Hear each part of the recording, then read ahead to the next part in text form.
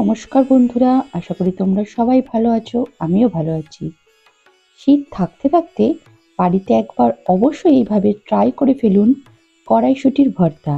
কড়াইশুঁটির ভর্তা এইভাবে যদি একবার বানিয়ে ফেলেন গরম গরম ভাতে, আর কিছুই লাগবে না। খেতে যা দারুণ লাগে, যেরকম খেতে ভালো লাগে সেরকম কিন্তু এটা আমাদের শরীরের পক্ষে ভীষণ উপকারী একটা জিনিস। আর গরম গরম ভাতে দুপুরে এরম যদি কড়াইশুঁটির ভর্তা থাকলে এক থালা ভাত নিমিষে উড়ে যাবে। কড়াইশুঁটি ভর্তা করার জন্য দেখো আমি এখানে কিছুটা পরিমাণে কড়াইশুঁটি ছাড়িয়ে নিয়েছি, 3টে আলু নিয়ে নিয়েছি ছাড়িয়ে, ধনেপাতা কুচি করে নিয়েছি, একটু লঙ্কা কুচি করে নিয়েছি, এখানে একটা টমেটো কুচি করে নিয়েছি, একটা পেঁয়াজ কুচি করে নিয়েছি, আর একটা ডিম নিয়ে নিয়েছি। এখানে কড়াইশুঁটিটা আলুটা আমি সেদ্ধ করে নেবো, ডিমটাও সেদ্ধ করে নেবো। দেখো আলুটা আমি সেদ্ধ করে নিয়েছি, কড়াইশুঁটিটাও সেদ্ধ করে নিয়েছি, ডিমটা সেদ্ধ করে নিয়েছি। এগুলো সেদ্ধটা দেখাইনি কারণ সেদ্ধটা সবাই করতে জানে। এবার আমি এগুলো ভালো করে একটু মেখে নেব। টাচ করো। এগুলো দেখো আলু, কড়াইশুঁটি আর ডিমটা ভালো করে একটু মেখে নেব। কড়াইশুঁটি কিন্তু আমাদের শরীরের পক্ষে খুবই উপকারী। যেসব বাচ্চারা কড়াইশুঁটি খেতে চায় না তাদের এইভাবে যদি একটু কড়াইশুঁটির ভর্তা করে খাওয়ানো হয়, তারা কিন্তু ঝটপট খেয়েও নেবে, মুখরোচক একটা জিনিস, আর শরীরের পক্ষেও খুবই উপযোগী।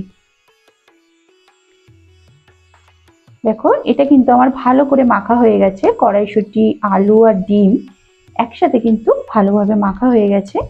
এবার এর মধ্যে দেখো আমি ধনেপাতা কুচি আর লঙ্কা কুচিটা দিয়ে দিলাম, কেটে রাখা পেঁয়াজগুলো দিয়ে দিলাম,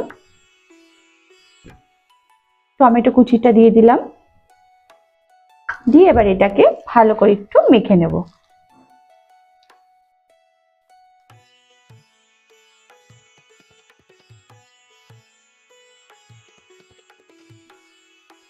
এবার দেখো এর উপর দিয়ে আমি গোলমরিচের গুঁড়ো দিয়ে দিচ্ছি। গোলমরিচের গুঁড়োটা অপশনাল, তোমরা দিতেও পারো নাও দিতে পারো, যেহেতু এখানে কাঁচা লঙ্কা দেওয়া হয়েছে। আর আমি কিন্তু এখানে শুকনো লঙ্কা ব্যবহার করিনি, তোমরা চাইলে শুকনো লঙ্কা ভাজাও এর মধ্যে দিতে পারো। এর মধ্যে দেখো আমি একটু ভাজা মশলা দিয়ে নিলাম। আর ভাজা মশলার রেসিপিটা কিন্তু আমার শর্টে তোমরা পেয়ে যাবে, শর্টে দেখে নিতে পারো কিভাবে আমি ভাজা মশলা তৈরি করেছি। এবার দেখো এর মধ্যে একটু সামান্য পরিমাণে বিট নুন দিয়ে দিচ্ছি। এমনি নুনও দিতে পারো, কিন্তু বিট নুন দিলে কিন্তু এই ভর্তার টেস্টটা একটু সুন্দর হয়ে যাবে, সেই কারণে আমি কিন্তু বিট নুনটা ব্যবহার করলাম। এবার এর উপর দিয়ে কিন্তু আমি একটু চাট মশলা দিয়ে নেব।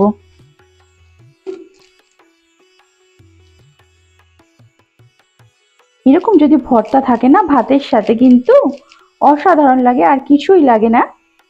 আর বাচ্চারা, যেসব বাচ্চারা কিন্তু কড়াইশুঁটি খেতে চায় না তাদের জন্য কিন্তু খুবই উপকারী জিনিস। দেখো সব মশলা দেওয়া হয়ে গেছে, এবার এটাকে কিন্তু আমি ভালো করে একটু মেখে নেব।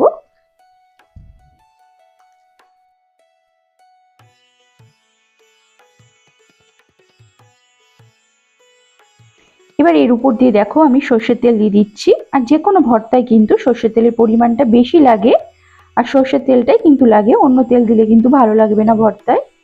দেখো সর্ষের তেল দিয়ে কিন্তু আমি এবার এটাকে ভালো করে মেখে নেব।